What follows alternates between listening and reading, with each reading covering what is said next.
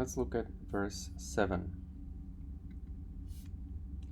Let's start by reading the verse in Hebrew.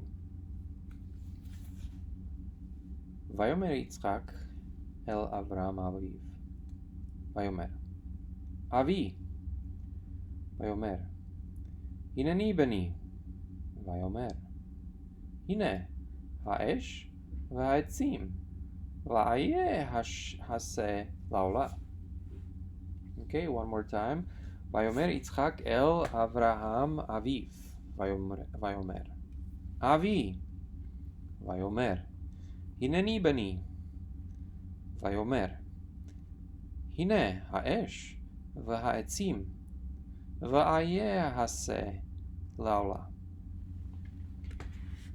First, we need to divide the sentence or this longer section into shorter, manageable portions. One more time, I'll remind you that you will not see any verse numbers on the exam, and therefore you will need to be able to divide also the end. And at the end, you see the Vav consecutive right there. So this would clearly be a new section that you could see that there is a division, just like we had at the beginning of this verse. So we are looking for Vavs, we are looking for Asher. Asher is extremely common. Ki, also quite common. Any new verbs and any question markers. Okay, so we have a Vav right there. We have another Vav right here. So that's going to be a new sentence, Vav consecutive. We have another Vav right here. We have another Vav right here. We have another Vav right here. Another right here. And that's it. We don't have any Ashers, any keys, anything like that. Aye actually is a question marker. It's not on your vocabulary list, but it means where. So here he literally says and where. Okay, so this is a question marker. This is a sign of a new clause as well. Again, it's not on your vocabulary, so you don't need to worry, but this is just an example how a question marker would be always at the beginning of a clause or a sentence. Let's start from the beginning. At the beginning we have Vayomer Yitzchak el Avram Aviv. To parse Vayomer, you should really know very, very well, because you'll see this verb over and over and over. It's a Vav consecutive, in this case 3ms. It's singular because it does not have anything at the end. And this is Kal. I would have given this to you as Kal. However, for the future, just memorize this as Kal because it's just so common. And the root is Amar, which means to speak or to say. And I'll remind you again, this verb is used to introduce a direct speech. So when you see this, what you are expecting next is a direct speech. We're going to listen to someone say something. You can translate it something like then he said. So either right after is a direct speech, right? So somebody saying Isaac to Abraham. Or we could also have an introduction of the speaker or the listener. Okay, we can say Vayomer el Avram, then he said to Abraham. Or like here, then Isaac said to Abraham. Okay, so here we have an introduction of the speaker, but you're not going to have anything else. So right after you introduce the speakers, you must have the direct speech there. So then he said Isaac to Abraham. Aviv means his father. Av means father, right? Vav is his. He in this case is Isaac. How do I know it's not Abraham? Because Abraham has preposition el. So it's to Abraham. It's not Abraham to Isaac, right? To Abraham. Here is a quick little warning that sometimes students do. Preposition will always be attached directly in front of what it is modifying.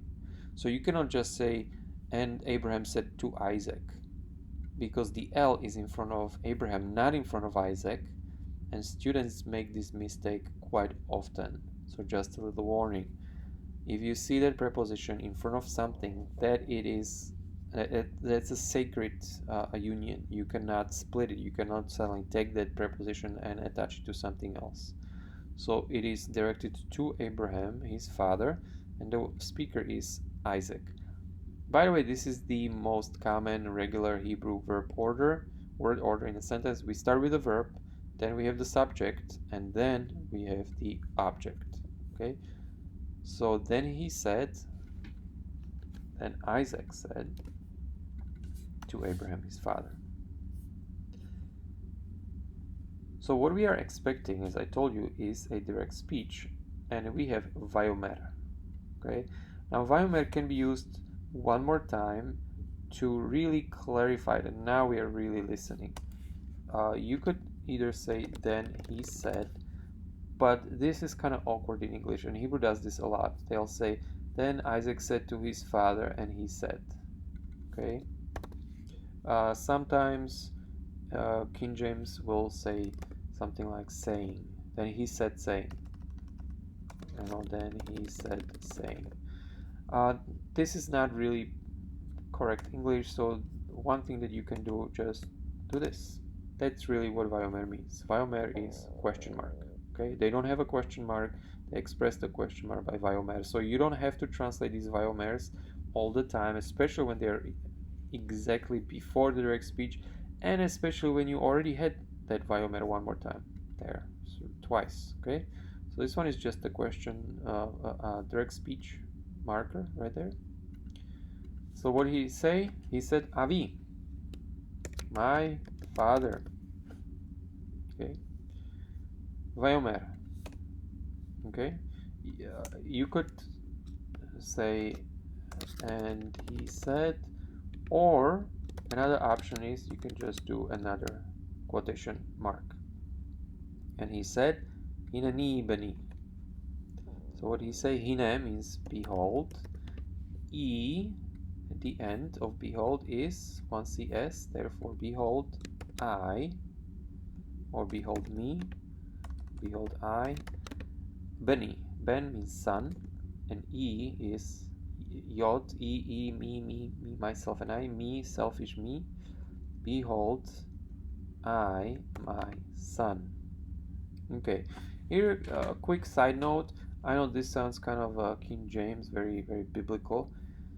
Hineni is something that is used quite often as a response to someone looking for you. If somebody is calling your name and you are trying to respond to him, somebody's looking for you, they say, where are you, where are you? And you'll say, Hineni.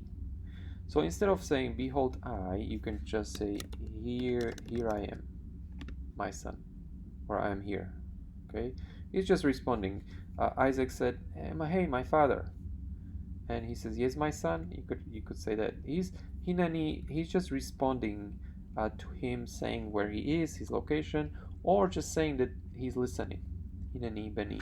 For example, when God is looking for Solomon and Samuel, and he's calling him, his response is Hineni, I'm here. Okay, Hineni, I'm here. Vayomer. Again, we can again do this, or we can do then he said. Okay, so again, this is an introduction to a speech. Another vav consecutive, yod would be 3ms, so he, then he said. Hine ha'esh. Behold, the esh is fire. Or you can say look. We don't use behold that much. That's a little bit older English. Look, the fire, veha etzim, and the etzim means the tree or the wood. Etz, tree or the wood. So behold the fire and the wood. Here you can clearly see that this is going to be just a list. Okay, so we can take this and put it back to the original sentence because this is just a list of things. That's one of those exceptions. Again, it's not that common, but you'll see it once in a while where vav is not a new sentence, it's just a list of things. So behold the fire and the wood or tree, and it's plural, im, right? Trees. And then he says, Va'ei Aye, I told you already, it's where. It's a vocabulary you don't need to know. So he says ve, but where? Quick side note, vav, you don't have to just slavishly translate always as and, but you could say but, because here we have a contrast, right? He says, behold the fire and the wood, but hey, but where? Hase, se is a lamb, but where lamb? La ola. Le means two or four. And ola, I already mentioned to you earlier, we saw it in a previous text, is a burnt offering, right? From the verb ala, which means to go up. This is the participle, this is the thing that goes up. So it's the smoke, you can say burnt or smoke offering. But where lamb, 2 or 4 smoke offering. Now, have you noticed this is a sentence, but it's missing a verb, and therefore, remember the vocabulary terminology for this means it's a verbless or nominal sentence or clause. Okay, verbless or nominal clause or a sentence. Okay, clause or a sentence, they mean the same thing. I may ask you what kind of a sentence is this on the exam. I can give you some ABC options. If there is no verb, that means it's a verbless clause or a nominal clause, okay, or a verbless sentence or a nominal sentence. This means the same thing. However, one more step. In translation, if you have a verbless or nominal sentence, in English you must supply a verb, because in English we do not have verbless clauses. English always needs a verb, and the verb that you supplied is the only one. You don't have options. You cannot pick any random verb. The only verb you supply is the verb to be.